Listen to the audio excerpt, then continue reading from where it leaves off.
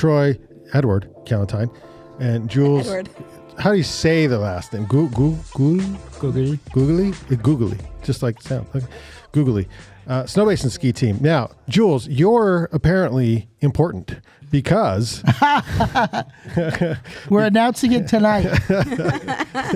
Because this is a big year for you. There's some new stuff going on. You want to hit that first? Sure. Okay. So I am the new program director for the SkiMo program at the Snowbasin ski team. So first year for SkiMo. First year for SkiMo. How long did it take you to talk Troy and Co into this? Probably maybe 2 years ago, and when we did that, I pitched him the idea first of an uphill event at Snowbasin at the end of the year. There was a sunrise to sunset, uphill travel, end of the year, human-powered skiing kind of celebration. And we had a decent turnout, for a first-year event. It was kind of last minute a little bit. We didn't do a ton of marketing or anything. And I was like, man, it'd be awesome to have a SkiMo program in the Ogden area because, in my mind, it's the perfect spot, right? We have so many high schools around, so many kids that are doing endurance sports already, mountain biking. The mountain biking took off. It's crazy. It's crazy. We have all the mountains. We have Snowbasin, we have Powder Mountain, we have Nordic Valley, we got the backcountry around Ben Lomond. And then we also have the industry. We have Amer Sports, Atomic, Solomon, Gear 30. Okay, so yes, Gear 30. But let me tell you a little story here. So 9 years ago, we tried to bring SkiMo to Ogden. Our buyer at the time brought a bunch of SkiMo product, a lot of camp. Camp was popular back then. Camp's still in the scene, but it's more like Scarpa and La Sportiva maybe. We brought a lot of camp in, and we brought all the SkiMo stuff in, and we did a little race up at Nordic, and boy, it was hard to get going. It just, I think we were about 5 years early. What are your thoughts on that? It's a very niche sport in this area. It's in the U.S., I would say. It's huge in Europe. So usually when I try to explain what SkiMo is to the average outdoor enthusiast. I think right now would be a good time to explain that. I have no idea what that is. For instance, just for Deanne, for instance. SkiMo. So it's ski mountaineering. And that still doesn't make a lot of sense for most people. As opposed to where else you ski. So usually I like to in the valley. I like to tell people it's backcountry ski racing. Because a lot of people will know what backcountry skiing is. It's basically you ski uphill with skins on, and then you take your skins off, you lock your boots, you clip back in, and then you ski down. So a lot of people around here in the area, Utah, Colorado, New Mexico, there's a big backcountry culture, but the racing side of it is not it's kind of the same thing with mountain biking. The downhill enduro guys and the XC cross country guys, it's very similar sports, but yet it's two very different tribes, if you will. But this is a big deal because so with the ski team, obviously you can become a pro skier. With the ski mountaineering team in the past, what are you going to do? You're just going to beat all your friends. But now there's options, right? Now there's options. It got added to the Winter Olympics in 2026. So I think because of that, the sport is growing a lot in the U.S. And it's going to be an exciting time to be part of it. 2030, Salt Lake possibly an option for the Winter Olympics, and if it is, then the kids that are starting now, they're going to be the candidates to represent the U.S. in 2030. So it's a cool time to be part of it. It's a cool time to kind of surf that wave of growth in the sport. It doesn't happen very often when there's a new sport that is going to hit the big stage and you kind of jump on the bandwagon, So what's your experience in the sport? My background in sports is I like to call myself an endurance mountain athlete. I primarily compete as a professional mountain biker, endurance. And then I've moved in Ogden maybe 5 years ago, and I started skiing in the winter to do some cross training. I didn't want to just stay indoors or ride the trainer. I would just go crazy. So I started doing a lot of cross country skiing, and then I found backcountry skiing and SkiMo, and I was like, man, this is awesome. Like I've been here 5 years. I've never bought a season pass because I couldn't afford it really. And if you with backcountry gear, you can ski wherever you want, as long as it's not on private land. Yeah. And there's a beauty to the sport where you can go wherever you want as long as it's off of avalanche danger terrain. But it's unlike trail running or mountain biking where you follow a trail. Here you can draw your own trail. And I think that's something pretty special about backcountry skiing in general. There's something really nice about being in the mountains and going where you want to go and not relying on ski lifts or cross-country skiing runs being groomed. I'm a little biased, but I think it's the ultimate form of skiing because you do it on your own terms. Jules, where are you from? Originally from France, but I grew up in California. Okay, so when were you first exposed to the sport? In other words, was it here? Or it was here, yeah. Okay. It was here 3 years ago. And then being a very competitive person, I kind of went all in and did it all winters and started racing all around the U.S., raced in Canada last year, and made the national team. So this year I'm part of the Team USA SkiMo national team. I'll be doing some World Cups in Europe. Wow. And then trying to bring that experience back to the kids here with the SkiMo program. So you're coaching the SkiMo program, and you have time for that, apparently, to do that and race professionally. Yep. So I found, my friend Colby Wayne. I used air quotes. Should I not have used air quotes with professionally? You're, Right, you're exactly. pro? Yeah. So yeah, I'm a professional mountain athlete because my real job is I'm a graphic designer during the day, and I'm an athlete at night. Weird how those arts and adventures Oh, yeah. blend. So, Perfect. I have Colby that you've known. Wayment. He'll be assistant coach as well as my partner Hannah. And the plan is to have them in case I'm kind of racing. Colby's. Why doesn't he brag more? He's a very humble guy. Yes, he is. Yeah, he just goes out and crushes. Yeah. He was probably the first person in the Ogden area that I knew who was also into that sort of going fast uphill. Mm-hmm. So we instantly bonded and been pretty close ski partners for the last couple of years. We both enjoy the same sort of crazy adventures. Last spring, we skied from Mainlands. So we parked at 29th Street, hiked up, skied up Mainlands to the Allen Peak, back of Snowbasin, skied down Snowbasin, down Old Snowbasin Road, up to Lewis Peak, down to the Divide, and up to Ben Lomond. So the goal was to do the Ogden skyline traverse. That is crazy. That's crazy. In one go. In one go, and Colby would have been is the only person that I know who would have been up for it. Wow. Yeah, there's some silent crushers in this town, and a lot of people don't know their name, but they're the Colbys. Colby's definitely one of them. Yeah.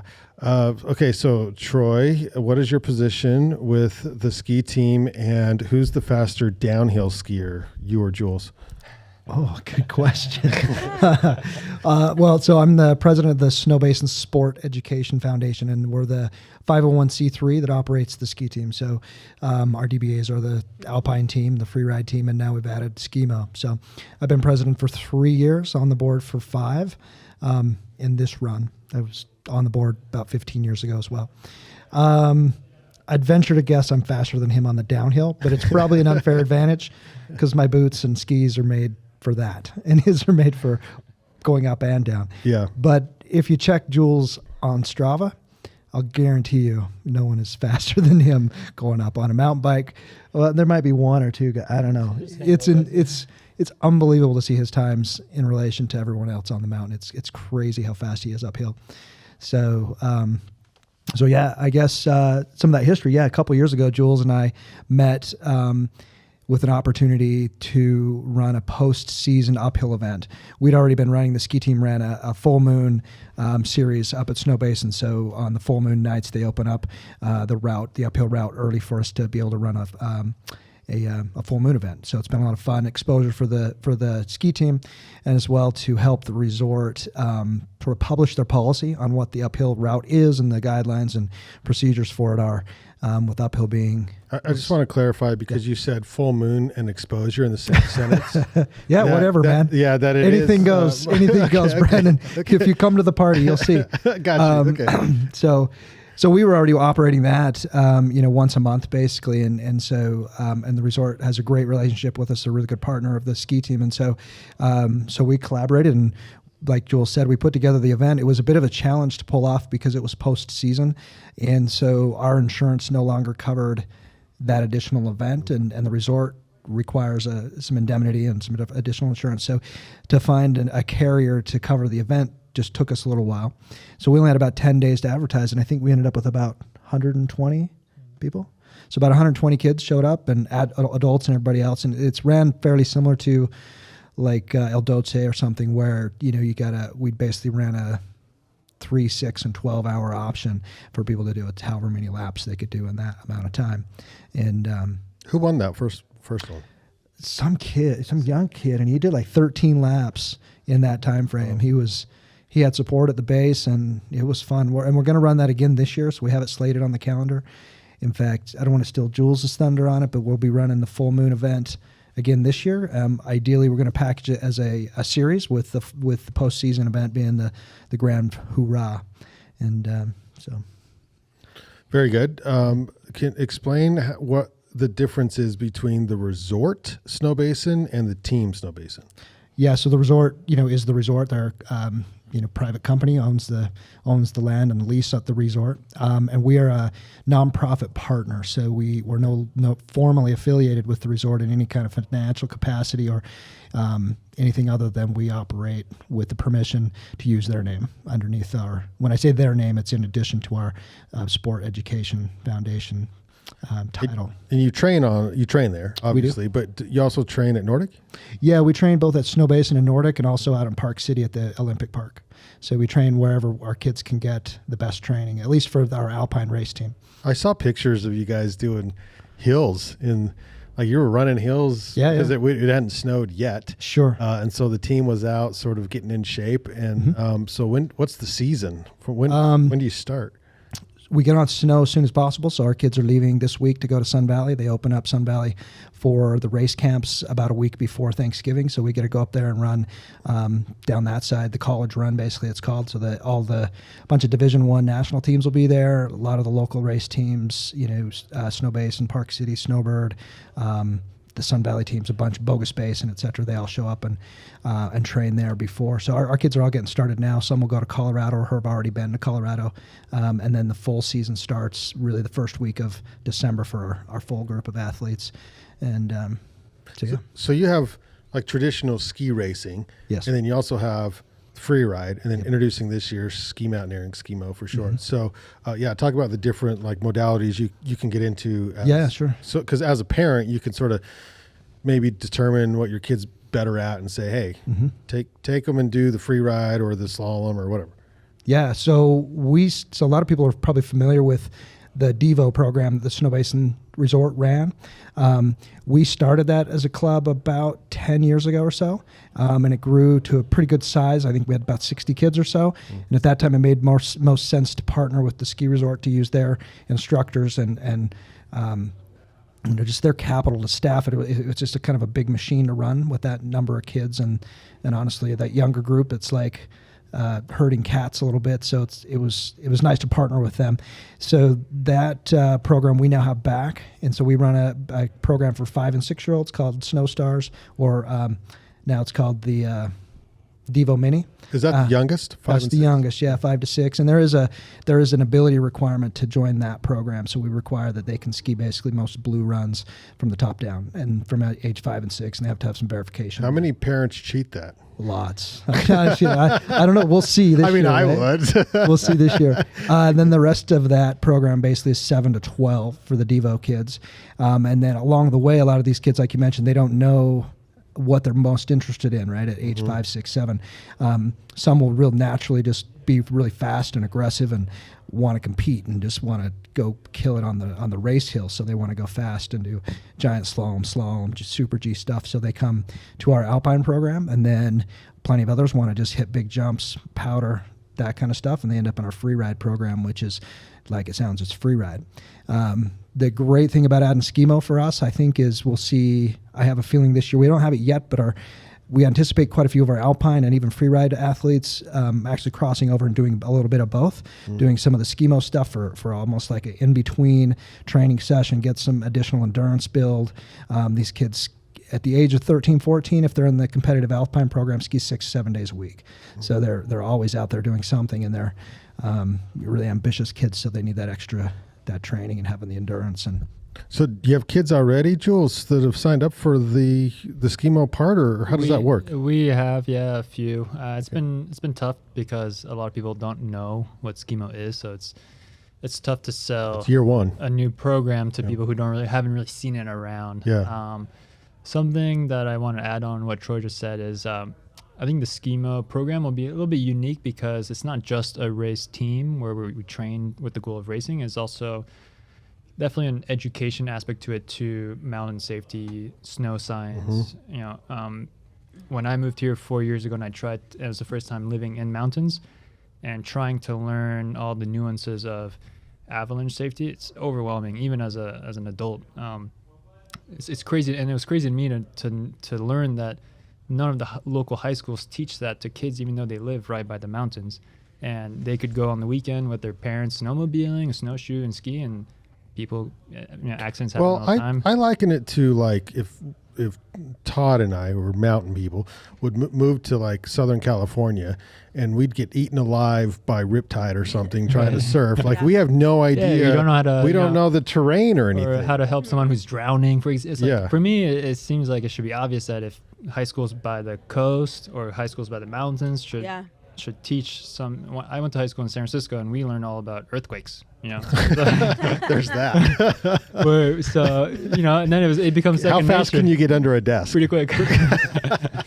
Okay. So it's living in the mountains. It's a unique playground, and it's scary though because it's a lot. So do you have to have like beacon shovel probe to be on the team? Like how does it work? You don't need it to be on the team because we'll be training inbounds a lot. But the crowbar race in Logan, for example, it's 100% backcountry. So depending on the events we would go to, the goal is to teach kids how to use all the equipment, to at least do some avalanche 101 teaching. Probably hit up Corey with Ogden Avalanche Center, try and start teaching kids at a young age a little bit, so then by the time they're my age, it's second nature and they don't need to stress too much about it. Yeah. But for some of the racing at Powder Keg, they require avalanche safety gear, which it's kind of a joke. The SkiMo race safety gear, it's kind of a plastic, almost like sand shovel that is kind of useless. I think you'll know when you make it when you get yelled at by a parent because the kid didn't make the Olympic team. Right? So I'm hoping we don't get there like too quickly. I love being competitive, and I think competition can bring a lot of good out of people. But what's special about SkiMo, similar to mountain biking, it really is a lifelong sport. It's not just like you have to make it before you're 18 or otherwise your career's forget about it, or you go to college and then forget about it. Like you can do this your whole life. I started when I was in my mid-20s, and I'm so old. So I definitely approaching this program with kind of I try to think of it like a healthy mental attitude towards sport and competition in general. If kids want to be competitive and want to race as much as possible, awesome, but it's not the goal. The goal is for them to be able to fit enough to travel in the mountains, to do it safely, and to have fun, really. Yeah. And then I think after like the first season, then you'll create SkiMo FOMO, right? And I'm pretty sure that's what it is. Especially for like high schoolers, it's like if your friend does it, then you want to do it. That's where it's at. You get in with because the mountain biking took off, and because you're a mountain biker. Yeah. So if you can get high school SkiMo teams, your job is done. That's the plan. Troy, talk to me about the. I'm a parent, and I want to get my kid involved. We're going to talk about this. The season starts Friday, essentially. What if it's February and I notice, oh my gosh, my kid's skiing so good, he's going to be a pro racer. I want to start now. Like, can you join anytime? How do they get a hold of you? How do they start? What are the parameters? How does that all work? For sure. Yeah, the interweb. Check us out. Snowbasinskiteam.org is where you find all the info. questions. Okay. Answers, well, virtually all of them, right? We do have an FAQ page, which answers most of them. And mid-season, if someone wants to join, we'll evaluate our capacity and see if we have the ability to bring them on. We can prorate, the rate for the season and help out and get it done. We're a pretty flexible team in that regard. And if a kid's excelling and wants to be part of the club and the team, that's our goal. The reason the board exists is really in part to try and create the most affordable option for kids to be able to engage in ski racing, free ride, and now SkiMo as well. It's not a cheap sport. In particular, the ski racing scene is really expensive. So most of our job is at least as a board, is around fundraising and subsidizing the tuition and the expense of the sport. So if we have a kid mid-season, we're all about bringing them in and helping develop that skill set and making better humans along the way and everything else. You have options for scholarships? We do, yeah. We've one of our great supporters, Scotty Hoffman. He's an ex-pro ski racer. Grew up, his dad ran the ski team like 40 years ago. So Snowbasin Ski Team's been around for almost 62 years, I think it is. And anyway, Scotty's dad ran the club a long time ago and then been through a few iterations. But he's been really instrumental in helping procure donors for scholarship funds. And each of our fundraiser events, we have opportunities to donate to the scholarship fund, and we've gotten really good traction on that. So we have a financial needs-based scholarship opportunity, and then we have like an achievement-based and a merit-based. So we have different options that come out. So if a kid makes it to say they're in SkiMo and they make it to a national event, you've got hotel, travel, maybe some new gear that you need to participate in that event. We'd let them apply for, or at least petition for, a merit-based scholarship. If a kid just comes in and, is just a bit cash-strapped and probably wouldn't ski otherwise, then we have the ability to tap into some of those funds and help provide support in the tuition. We always like some skin in the game. So, we want to see some commitment financially, and then also the ability to get to and from the resort and everything else, of course. But yeah, absolutely. I don't know if we talked about this, but my instructor, the person who taught me how to ski, his name was Bob Miller. He was in Ogden, I believe from Montana, because he was on the Weber State University ski team on scholarship. Yeah, cool. A really long time ago. Yeah. So I raced for Weber State as well from like 94 through 99. Yes, that's 5 years. Okay, yeah. No shame. Yeah. It was a good time. Bob Skinner was our coach. He's out of Park City right now. Crazy fun guy. If you ever meet Bob, you'll have a good time no matter. Are there where any you're at. universities out west that have ski scholarships like that anymore? Or? So Weber State was what's called a club team, a USCSA. And I don't know the history with Bob and the stages then, but we had some subsidies of sorts. It wasn't really a scholarship, but there was some ability to participate in the team at a discounted rate given performance and some other things, but there was no real scholarship. We have crazy high-level ski racing at Utah, or the University of Utah. They're Division I school, NCAA, and they've won the national champs several times. So they're massive, they're huge. They bring in Norwegians and the Norwegians, top tier skiers. I mean, these guys they're World Cup skiers, but competing at the college level for sure. Westminster's the same. They're technically a Division II school, but they compete in the Division I races. So there's amazing ski racing right here locally at the Alpine level, and we hope to make SkiMo the same kind of thing. It's growing like crazy, right? Snowbird started a team this year. Silver Fork and Park City. Park City's got one, kids, and then there's Silver Fork, which is, I think they train is that Brighton? They train out of Brighton. So, and now we've got enough demand up here to support starting one, and I'm confident once we get that word out and get a little bit of buzz going, there's going to be ample demand to where we'll have to start screening the applicants, and then we'll have a short list of sorts. I love it. I want to just tap in real quick. One of the cool things about Ogden as well, amazing arts and culture and adventure, but other nonprofit collaborations. So Ogden Avalanche is a great supporter with the ski team. They're doing a Know Before You Go class for us and our team, and they support us on some on-snow clinics during the winter as well. So just to lean in what Jules was saying, it's pretty wild. I think that our local kids don't learn avalanche safety. Even if they don't ski, they could be hiking up, Birch Creek or one of these places locally right in their backyard and be in the terrain and be in the zone and not know what to do. And so we, as a ski team, We don't necessarily require an accreditation in avalanche safety, but we do require some participation in those know before you go classes, which is enough to scare you out of going certain places at the very least. That's what they're for you. Yeah, open your eyes to what the next steps are. So we highly encourage that endeavor and love that relationship with Ogden Avalanche and the local groups that to help teach it. Brandon, you should look into those guys. Ogden Avalanche? I could probably put you in connection. Put that in your I notes. could put you in contact with someone. I appreciate that. You need to run? You need to get out of here? No, I think I'm gonna go. You for good? that. Yeah. Okay. I mean, you had an Yeah, appointment. I'm gonna hang tight. Okay. I got a text back. We're good to hold tight. Todd, I'm officially the secretary of Ogden Avalanche, and so I tried to get them to call me the manceptionist, but it didn't. I don't know why it didn't work. But. Yeah, I would have given that a thumbs down as well. I'm not on that board, but Okay. I got a quick question for Deanne, if I can. Yeah. So we run our full moon series through the winter. It's tons of fun. It's just a public event. Whether we charge or not, to be determined. But typically, it's just been free with an ask for a donation. Can events like that advertise or be sort of mentioned in your publication? And how does that work? Like, how could we connect to get that stuff out there? Yes, I would love to list all listings in the goings on about O-Town. Cool. That's every Wednesday. So Love we list everything. If you send a request, we'll list it. so your event has to be on a Wednesday.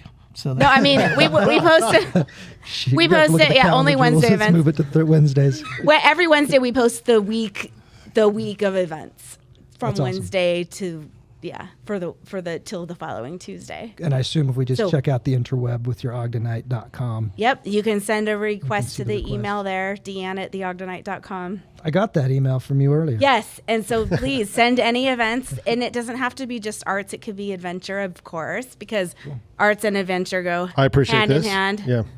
Yes, That's cool. definitely. Well, we plan to make the SkiMo events more accessible to our local public. If anyone's been to Snowbasin in the early morning for their uphill access, it's crazy. I mean, there's 200 people sometimes that show up and just do the uphill route. They make 1 to 2 laps before the resort opens.